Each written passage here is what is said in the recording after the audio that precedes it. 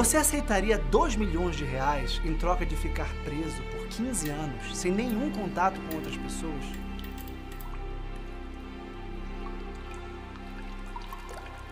A Aposta é um conto de Chekhov, famoso escritor russo que narra uma aposta entre um banqueiro e um jovem estudante de direito. Em uma festa, conversavam sobre qual pena seria pior para o ser humano, a pena de morte ou a prisão perpétua. Quando o jovem de 25 anos defendeu que preferia a prisão perpétua do que a morte, o banqueiro o desafiou. Aposto 2 milhões como o senhor não aguentaria 5 anos encerrado num cárcere. Diante do desafio, a resposta foi: aposto que sou capaz de aguentar uma pena de prisão não de 5, mas de 15 anos.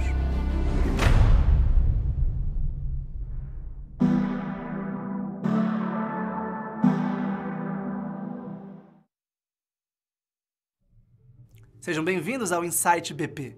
No programa de hoje, falaremos sobre como empregar bem o tempo livre. Apostar 2 milhões por 15 anos de vida pode ser algo selvagem e insensato.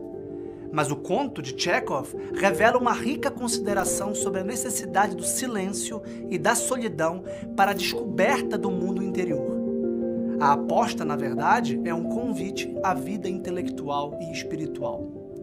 Também é uma crítica à pequenez de uma vida sem interioridade e sem espiritualidade, vivida em troca de dinheiro, superficialidade e diversão. O jovem ficou aprisionado no jardim do banqueiro sob a mais severa vigilância. Mesmo não podendo conversar com outras pessoas, podia ler os livros que quisesse, além de ter cartas, vinhos, cigarros e instrumentos musicais. A cada ano que passava, seu comportamento mudava e o banqueiro se espantava cada vez mais com isso. A conclusão é surpreendente. Mas antes de continuar, é importante que você curta esse vídeo, porque isso nos ajuda a alcançar mais pessoas. Ative o sininho para não perder as novidades e inscreva-se no canal. Sempre teremos bons conteúdos por aqui. Esta reflexão é baseada nos ensaios filosóficos Vaidade das Vaidades, Cultura do Espetáculo e Diversão e Tédio, do meu livro A Crise da Cultura e a Ordem do Amor. No primeiro ano, o prisioneiro se sentiu bastante só e entediado. Tocava muito piano e consumia livros leves, sobre romances, contos policiais, fantasias e comédias. Recusou o vinho porque teve medo de se sentir ainda mais solitário com os efeitos do álcool. Nos 3 anos seguintes, ele se dedicou a obras clássicas e fez silêncio absoluto, sem recorrer à música. No 5º ano, suspendeu a leitura, voltou a tocar piano e aceitou a companhia do vinho. Ainda passava muito tempo deitado na cama, largado a bocejos, comida e bebida.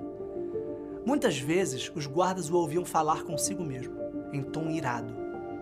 Escrevia muito, principalmente pela madrugada, e no dia seguinte rasgava o que tinha escrito. Mais de uma vez ele chorou. A partir do 6º ano, já com 31 anos, ele viveu uma conversão. Começou a estudar as línguas, história e filosofia com muito afinco. A escolha desses temas revela para nós um detalhe importante. Ele começou a expandir o horizonte de sua inteligência e a entender a cultura histórica em que ele estava inserido. A partir deste momento, ele já conseguia comparar sua tradição, no caso a russa, com as outras civilizações. Ao todo, seu cárcere permitiu que lesse 600 volumes em 4 anos. No 10º ano, para o espanto do banqueiro, ele leu apenas um livro, o Evangelho. O milionário ficou espantado e perguntava para si: por que este homem erudito passa tanto tempo lendo um livro curto e de fácil compreensão? Após a leitura da vida de Cristo, o prisioneiro começou a estudar a história das religiões e a teologia. Finalmente, nos últimos anos, lia sem critério ciências naturais, poesia inglesa, química, medicina, romance, filosofia ou teologia. Ele se comportava como um náufrago. Ora se prendia a um destroço, ora a outro. O que ele não sabia é que o banqueiro estava endividado e queria matá-lo para não ter de pagar a promessa feita há 15 anos.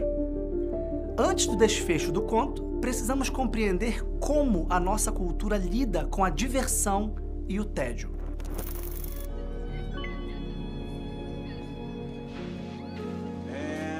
It's one brush sweep. You want a cookie with that? It's on the house.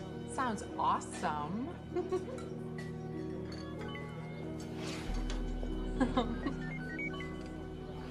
See you tomorrow, JJ. See you, Lacey. Existe hoje o que podemos chamar de cultura do espetáculo. Para entender melhor, podemos citar 3 características desse estilo de vida. Primeiro, a cultura do espetáculo é jornalística, porque valoriza os acontecimentos do dia, sem resgatar a memória histórica. Tudo é fragmentado, desconectado e transitório. Muitos de nós se acostumam a ver notícias sem saber fazer relações com a realidade. Vemos apenas fatos isolados. Segundo, a nossa cultura é descartável, porque se baseia em notícias e objetos que são descartados depois de consumidos. Buscamos o que é rápido e útil, informações e coisas que não duram, porque logo buscamos outra novidade para substituí-las. Por fim, é uma cultura comercial, porque a fonte de valor das coisas é medida pelo mercado e pelos desejos da massa. Aqui temos a ciranda dos modismos.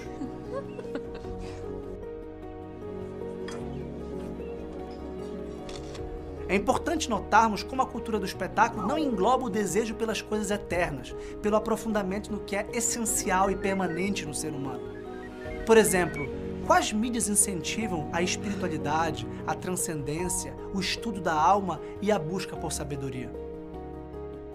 As pessoas não são preparadas para diferenciar o que permanece com o tempo do que é pulverizado com o passar dos dias. Há muitas pessoas na sociedade, cercada por outras milhares de pessoas e que mesmo assim se sentem sozinhas. Há muitos barulhos, muitos ruídos que atrapalham o recolhimento. E é no recolhimento que se tem um encontro consigo mesmo. Inclusive, essa fala já é estranha. O que é encontrar-se consigo mesmo? Como se faz isso? Certamente você que está aí me ouvindo não espera uma proposta de milhões de reais para ficar preso lendo o que quiser. Nossa vida atual corre o risco de ser virtual, é cheia de conectividade e os celulares, quando mal utilizados, são uma fonte tão grande de informação e dispersão que raramente trazem conteúdo substancial e permanente. Diferente do jovem encarcerado de Chekhov, os nossos olhos olham telas de cinemas, televisões, computadores e smartphones. As notícias revelam o que acontece em cada canto do mundo, os detalhes das vidas dos artistas, dos atletas e dos políticos. Sabemos muito da vida uns dos outros, mas temos dificuldade em dizer o que queremos, o que sentimos, o que nos entristece, o que realmente nos alegra. As pessoas ficam vendo a vida das outras, mostrando a própria vida e buscando constantemente fortes emoções. São tempos de arte sem beleza, de filosofia sem verdade, de moral sem bondade, de erotismo sem amor, de política sem justiça e de religião sem transcendência. Nesse contexto, volta a pergunta de Chekhov. Por 2 milhões, quem ficaria vivendo apenas na própria companhia por muitos anos? E quem faria isso por dinheiro algum?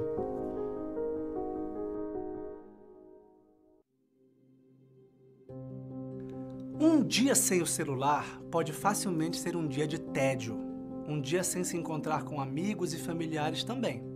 Observando o nosso dia a dia, podemos nos perguntar: o que eu faço com meu tempo livre?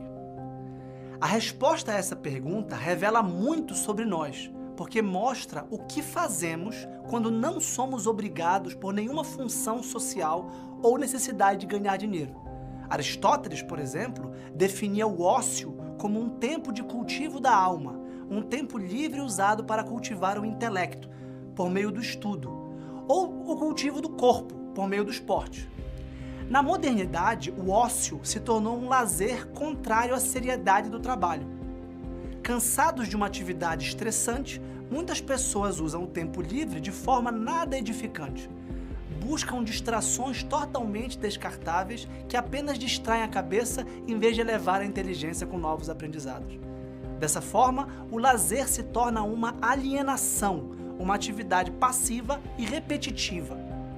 Para entender esse problema, imagine o típico trabalhador que chega cansado e liga a televisão para assistir o que está passando, sem pensar, simplesmente absorvendo aquilo como diversão.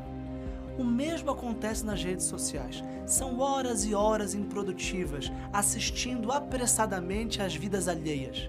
Por isso, o lazer, a diversão vivida dessa forma, é uma das fontes do tédio. Mesmo as pessoas muito ocupadas podem estar entediadas. A diversão excessiva vicia e causa tédio. A atividade do tempo livre pode ser mais que um mero descanso ou passatempo. Pode ser mais que um intervalo entre o trabalho e outro. Se no tempo do ócio edificamos o nosso caráter e aprimoramos nossa personalidade, não sentiremos falta da diversão. Neste contexto filosófico que estamos explicando, a diversão é a necessidade de quem vê o tempo livre como o tempo de fazer coisas descartáveis, sem valor de eternidade, sem contribuição para si mesmo.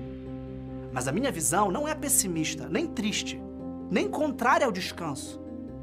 Para entender melhor o papel do tempo, vamos retomar ao fim do conto de Chekhov. O banqueiro havia falido e não queria se endividar para ter que pagar a aposta. Só de pensar em precisar da ajuda do jovem, que passaria a ter mais dinheiro do que ele, já sentia um sabor amargo envenenando seu espírito. Ao chegar na cela, antes de matar aquele homem raquítico de 40 anos, ele decidiu ler a carta deixada sobre a mesa. Nela, liam-se estas palavras: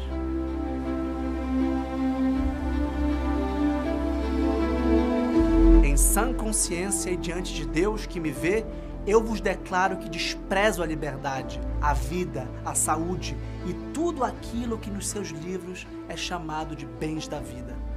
Durante 15 anos, estudei atentamente a vida terrena. Os vossos livros deram-me sabedoria.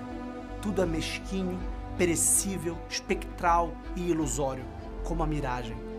Podeis ser orgulhosos, sábios e belos, mas a morte vos apagará da face da terra. Vós enlouquecestes e tomastes o caminho errado. Tomais a mentira pela verdade e a deformidade pela beleza. Vós trocastes o céu pela terra e desprezo os vossos livros, desprezo todos os bens e a sabedoria deste mundo, para vos demonstrar meu desprezo por tudo aquilo que constitui a razão de vossa vida. Recuso os 2 milhões com os quais sonhei em tempos como se fossem o paraíso, mas que agora desdenho. Ao ler essas palavras, o banqueiro desistiu de matá-lo, beijou-o na cabeça e saiu chorando. Nunca antes ele tinha sentido tanta aversão por si mesmo. O conto ilumina a luta entre o que é passageiro e o que é eterno. Ele nos lembra que as coisas humanas não duram para sempre, que vivemos com muitas vaidades e que no fim a morte chega e acaba mesmo com o mais glorioso dos homens, com o mais rico, com o mais famoso e também com o mais sábio. O tema central do conto é a descoberta da vida intelectual contemplativa, a descoberta da liberdade interior e a conquista do autoconhecimento. Mesmo preso por 15 anos, o jovem descobriu dentro de alguns metros quadrados qual era o sabor da eternidade. Seu corpo tinha muitas limitações, mas seu espírito não. Podemos aproveitar o nosso tempo livre de forma inteligente e produtiva. Sim, com atividades menos exigentes do que o nosso trabalho, mas não menos importantes. O ócio não é um tempo inútil de coisas pequenas, é um tempo valioso que temos para sermos pessoas melhores. A proposta aqui é redescobrir o valor do esporte como exercício físico de fortaleza e autossuperação, e redescobrir a beleza da leitura e da música como atividades silenciosas e reflexivas de autoconhecimento e observação da realidade. Redescobrir também a alegria da conversa espirituosa com amigos e familiares. Se esse vídeo gerou valor para você, nos ajude a divulgá-lo. Curta e ative o sininho e inscreva-se no nosso canal. Até a próxima!